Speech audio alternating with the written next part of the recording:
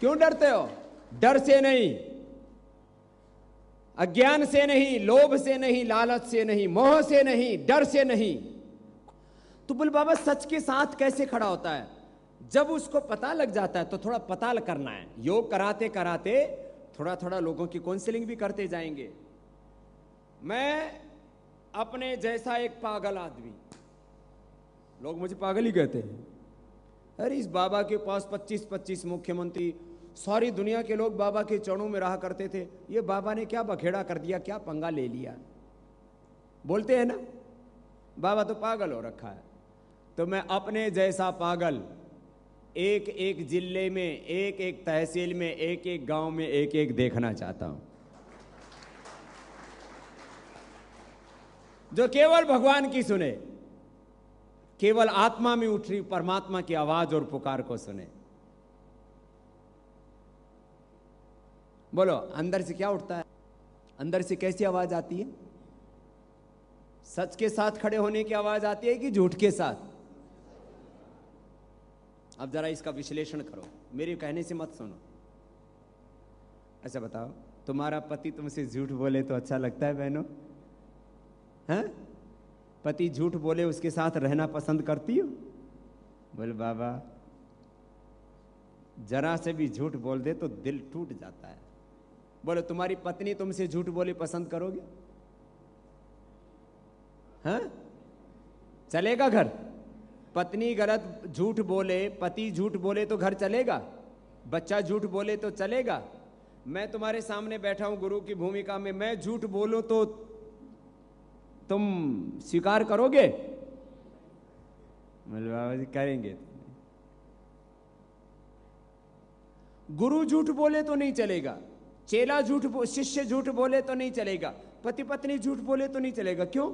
आदमी किसके साथ खड़ा होना चाहता है बोलो? अच्छा, आपका कोई रिश्तेदार, सगा रिश्ता वाला करप्ट हो जाए, कैरेक्टरलेस हो जाए, क्रिमिनल हो जाए या कृतज्ञ हो जाए, तो उसके साथ खड़े होगे? बोलो। इसका मतलब किसके साथ खड़ा होना चाहते हो? सच्चाई के साथ। अभी आप भरोसा ईमान के साथ क्यों खड़े हो? बोले बाबा इस काम में सच्चाई और देश की भलाई नजर आती है, इसलिए इस काम के साथ हम खड़े हुए। बोले ये होता है कि नहीं? ऐसे ही जैसे आपको भारत स्वाभिमान के काम में सच्चाई और देश की भलाई नजर आती है, ऐसे ही ये विचार देश के करोड़ों लोगों में पैदा कर देना है।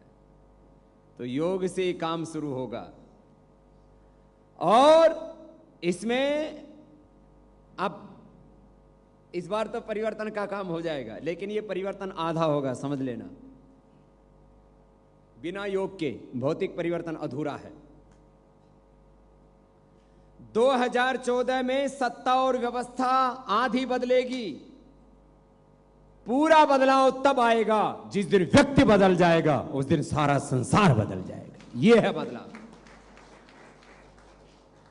व्यवस्था बदली, यह आधा बदलाव है। व्यक्ति बदला, यह पूरा बदलाव है। इसलिए 2014 से हमारी यात्रा खत्म नहीं होगी, वहां से शुरू होगी। तो इस पूरे बदलाव के लिए गोवा वाले भाई बहन सब तैयार हैं? एकदम पक्की बात, सच्ची बात है ना? यही आशा लेकर के, यही उम्मीद लेकर के, यही अपेक्षा लेकर के मैं यहां पर आया। गोवा के लोगों ने मुझे बहुत प्यार दिया है। पहले तो मुझे गोवा के बारे में ठीक ठीक पता ही नहीं था। बचपन में तो गोवा का नाम ही नहीं सुना, हम गांव में पैदा हुए, हमको कहां पता है गोवा देश में है कि विदेश में है। हाँ सच्ची बात कह रहे हैं। फिर थोड़े बड़े हुए तो बोले कोई शादी किया तो बोले गोवा घूमने जाएंगे, हम सोचा विदेश घूमने जाते होंगे। फिर बाद में मैं और बड़ा हुआ तो पूछा भैया गोवा क्या है? बोलो बाबा जी गोवा एक, उसके चारों तरफ समुद्र है, बहुत खूबसूरत जगह है, धरती का स्वर्ग है। फिर मैं और बड़ा हुआ तो फिर मैंने पूछा गोवा क्या है? बोला गोवा में ना दारू बहुत पीते हैं लोग।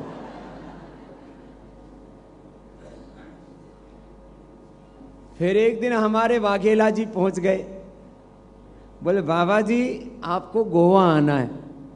मैंने कहा क्या करने के लिए? बोले योग कराने के लिए। मैंने कहा सुना है कि वहां तो लोग दारू बहुत पीते हैं, तो सुबह उठेगा कौन? बोले बाबा जी आप आओ तो सही। वो बेंगलोर गए थे साथ मेरे पास पहले, फिर मैं बेंगलोर से यहां आया था। फिर जो है यहां मैंने आया देखा तो पहला शिविर कब लगा था? 2006 में। 6, 7, 8, 9, 10, 11, 12, 13, 14, अरे 9वां वर्ष हो गया। क्या बात है, 9 वर्ष तो बड़ा शुभ है। इसका मतलब अब और शुभ होगा, मंगल होगा गोवा। और वो जब कैंप रखा, ओ हो सुबह यहाँ के वीआईपी लोगों से लेकर के आम लोगों से लेकर के दारू पीने वालों ने दारू पीनी छोड़ दी, वो योग करने लग गए, लोगों के जीवन बदल गए। और फिर मुझे पता लगा वास्तव में ये गोवा तो ऋषि मुनियों की गोमंतक भूमि है, ये बहुत पावन भूमि है। ये तो भारत के सम्मान और स्वाभिमान का स्थान है, ये तो बहुत पवित्र भूमि है। अब इस गोवा को वास्तव में स्वर्ग बनाना है, आदर्श राज्य बनाना है। और एक एक गांव में कार्यकर्ताओं ने योग की कक्षा शुरू की थी, उसमें कहीं कहीं शिथिलता आ गई थी। तो मैं आपसे ये भरोसा चाहता हूं, अभी जनवरी महीने में ही इस बात को तय कर लेना है कि अब फरवरी महीने से एक भी कोई गांव गली मोहल्ला ऐसा ना रहे गोवा का जहां पर योग की कक्षा ना लग रही हो। सुबह सुबह चारों ओर योग ही योग होना चाहिए गोवा, चारों तरफ योग योग योग। आज मैंने यहां के मुख्यमंत्री भाई मनोहर पर्रिकर जी से भी कहा, मैंने कहा अब स्कूलों में भी योग कंपलसरी होना चाहिए। तो मनोहर पर्रिकर जी ने बोला बाबा स्कूलों में योग कंपलसरी ही होगा, हम लागू करेंगे। और मैंने कहा ये गोमांतक भूमि है, यहां गोमाता की भी रक्षा होनी चाहिए। अब गोमांतक भूमि में गोमाता की रक्षा ना हो तो फिर गोवा का नाम बदल दो, इसका नाम भैंसा कर दो। गोवा क्यों करते हो? गोवा तो गाय वाला है, गोमांतक भूमि है ये, गोमाता की भूमि है ये। तो मनोहर पर्रिकर जी ने कहा कि पतंजलि योग पीठ के कार्यकर्ता, पतंजलि योग समिति भारत स्वाभिमान के कार्यकर्ता यदि ये काम हाथों में लेते हैं तो गौशाला के लिए जमीन, लैंड सब कुछ मैं उपलब्ध कराऊंगा, एक बढ़िया गौशाला चलाऊंगा।